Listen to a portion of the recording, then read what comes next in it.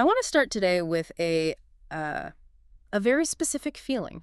It's a frustrating one, and I think everyone listening has probably been there. Mm. It's that moment when you are doing everything right, you're working harder than anyone, you're trying to be a decent person, maybe you're even praying or meditating, following all the rules. And the result is just silence. Or worse than silence, rejection. Right.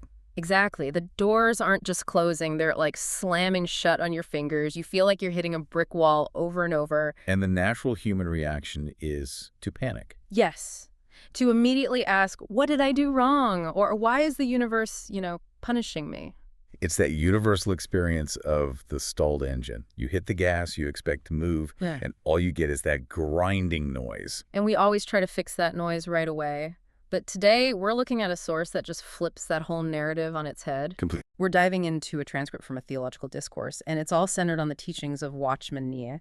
He was a really influential 20th century Christian teacher known for being, well, intense is probably the right word. Intense is putting it mildly. I mean, he was a profound thinker who spent the last 20 years of his life in prison for his faith. Wow. So when he talks about suffering or limits, it's not theoretical for him. That adds some serious weight to it. And the central tension in this deep dive is just fascinating. It asks, is this wall you're hitting a failure? Is it punishment?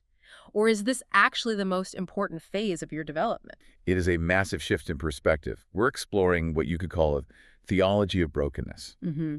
And the argument is incredibly counterintuitive, especially for our culture, where we worship success and, optimization.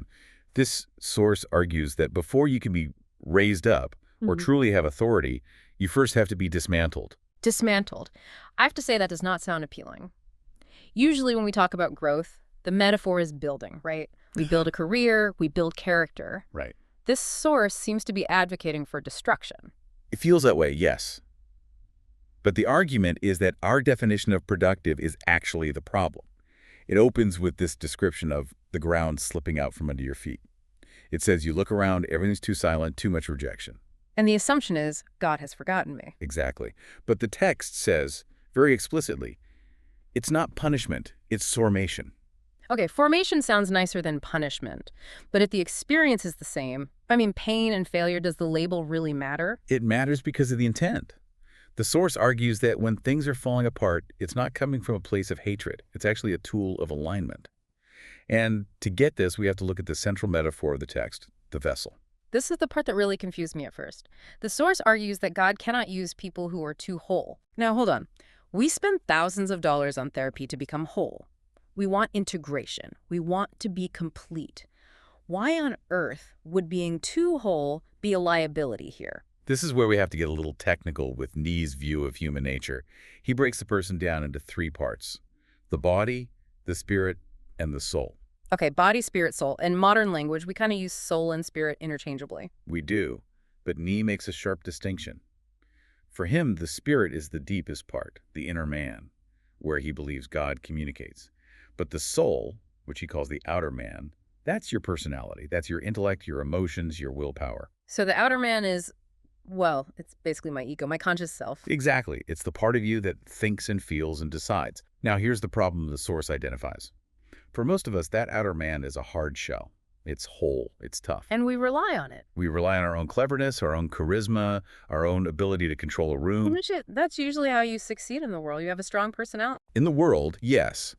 But the source argues that if that outer shell is too hard, too whole, the inner spirit is trapped inside. It's like a light bulb inside a steel box. The light is there, but it can't get out. So being too whole just means being a sealed container. Precisely. You're self-contained, you rely on your logic, you rely on your charm. The source says as long as you can do that, you're useless for this specific type of spiritual authority. God isn't looking for a beautiful, sealed golden canister. He's looking for a cracked clay pot. Because it's through the cracks that the light can flow.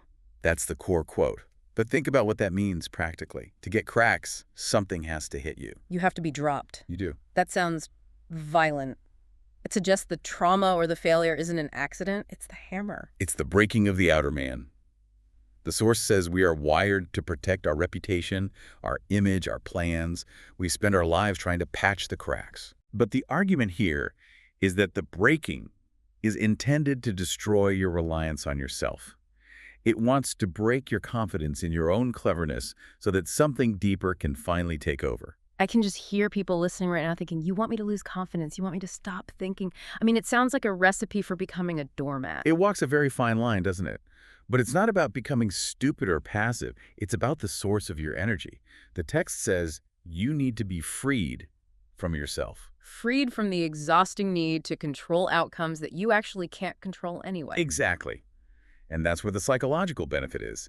But the source claims this isn't just a nice theory. It claims this is a historical pattern. Right. It's not just a philosophy. The source argues it's the standard operating procedure. It goes through these case studies, Joseph, Moses, David, and shows they all follow the same path. The same trajectory, yeah. So let's look at Joseph, because usually we just tell the Sunday school version. He had a dream, got a coat, became a ruler, the end. We skip the middle.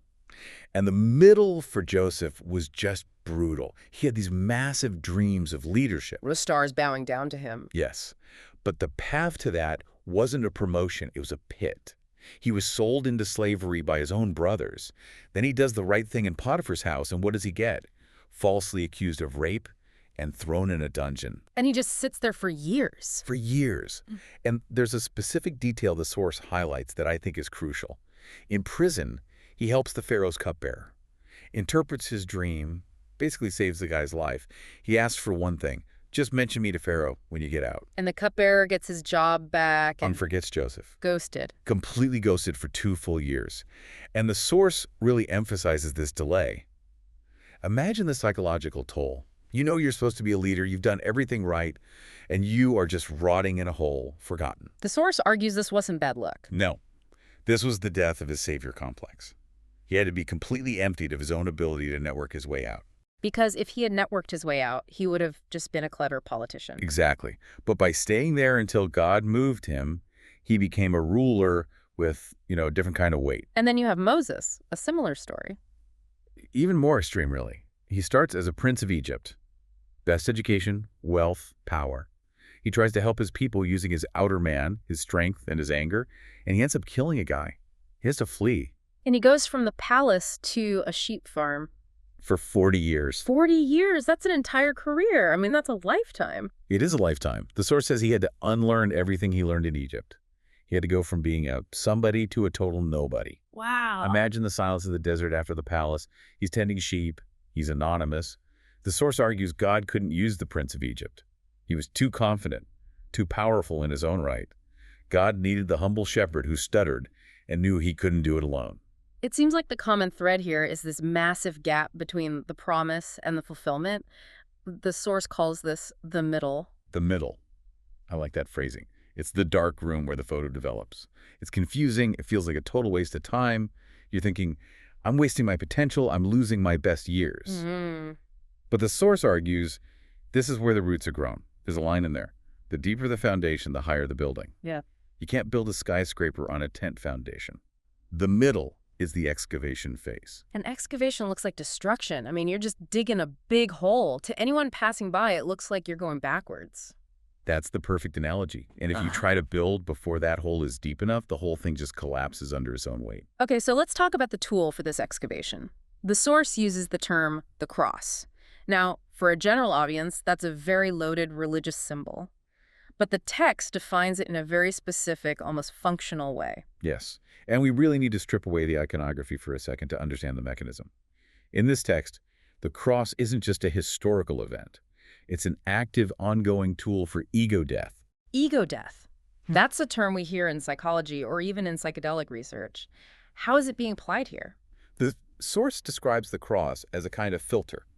It differentiates between what it calls gold and ashes. Break that down for me. Okay, imagine a furnace. If you throw wood or hay into a fire, what happens? It turns to ash, disappears. Right. But if you throw gold into a fire, it melts, the impurities burn off, but the substance remains. Okay, I'm with you. So the source argues that ashes represent our human effort, our clever strategies, our networking, our trying hard. It all just burns away under pressure. But gold is what originates from the spirit, what comes from a source deeper than your own brain. The function of the cross, the suffering, the blocking, the failure, is to apply the heat that separates the two. So it's testing the structural integrity of your life. If you built it, it burns. If it's given, it stays. Correct.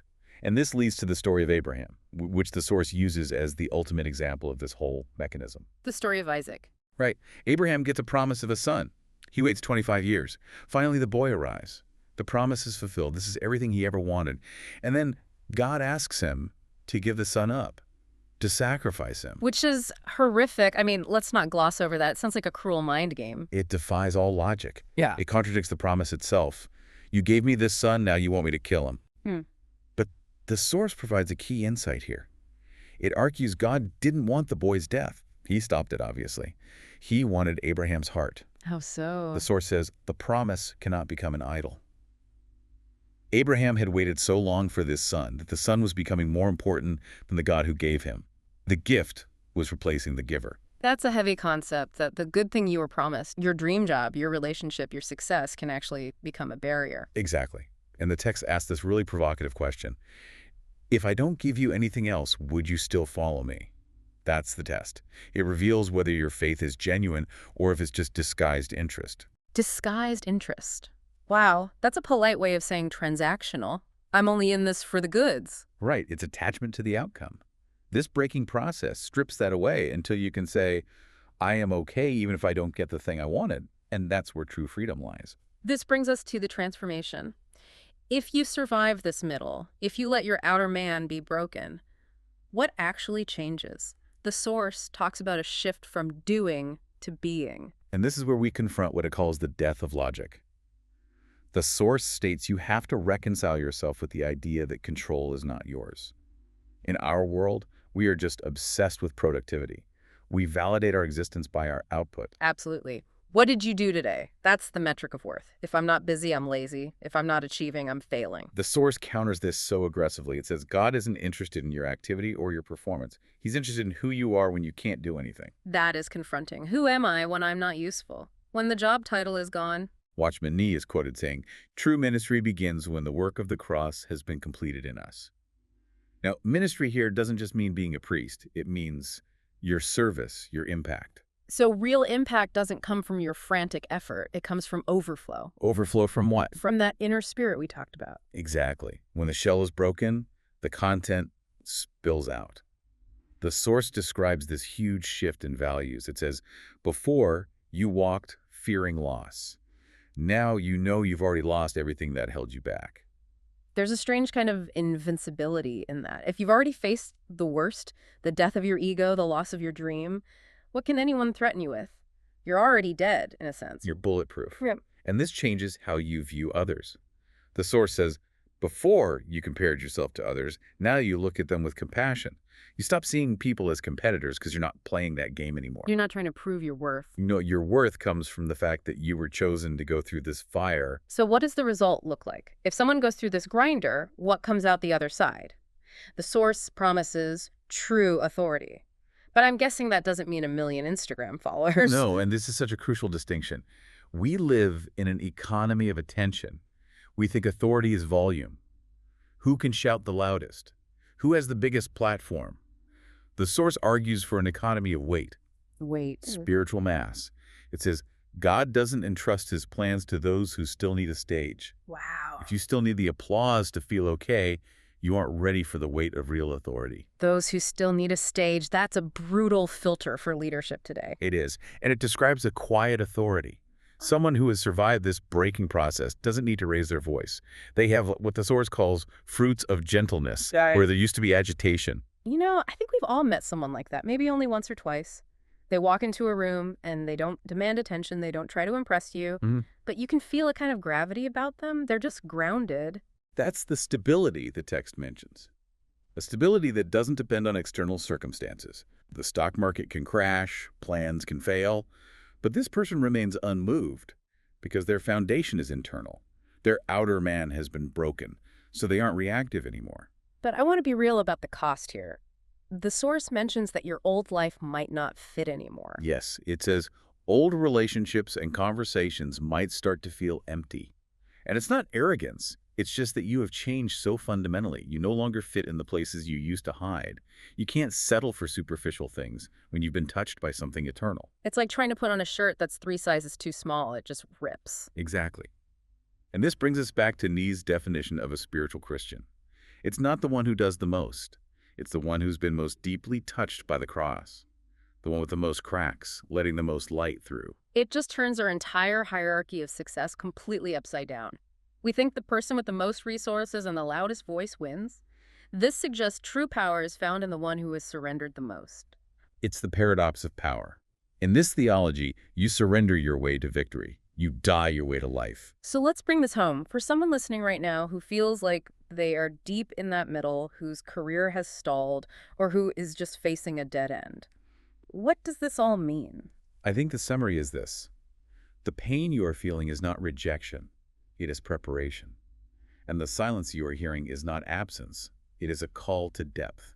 It changes the question from why is this happening to me to what is this trying to break in me? Exactly. Or what is this trying to release? The takeaway is to stop viewing your obstacles as things blocking your goals and start seeing them as the primary method of your development. The obstacle is the way. There's one final concept from the source that I found really provocative. I want to end on this because it reframes the whole experience of failure. It talks about buried promises. Yes, this is the image to hold on to. The source asks, if you were in a season where a dream seems dead, completely buried, gone over, is it possible that it wasn't killed, but planted? Holy seed. Think about the difference. To the eye, a buried body and a planted seed look exactly the same. They're both put in the dirt, covered in darkness. They both decompose. But one is the end and the other is the beginning. Exactly. A seed has to be buried. It has to be undone. The hard shell of the seed has to break open in the dark so the life inside can get out. The source argues that your dead dream might just be a planted seed, but that burial is necessary so it can be purified of you, of your ego, your control, so it can be resurrected as something entirely new. Something that isn't just yours anymore. Something that has life in it. Well, that is a powerful place to leave it. If you're feeling buried right now, maybe you've just been planted. That's the hope. Thank you for unpacking this with me. It's a dense text, but I think a really necessary one. My pleasure. It's a vital topic. And to our listener, thanks for joining us on this deep dive. We hope this helps you navigate your own process wherever you are in it. Until next time, take care.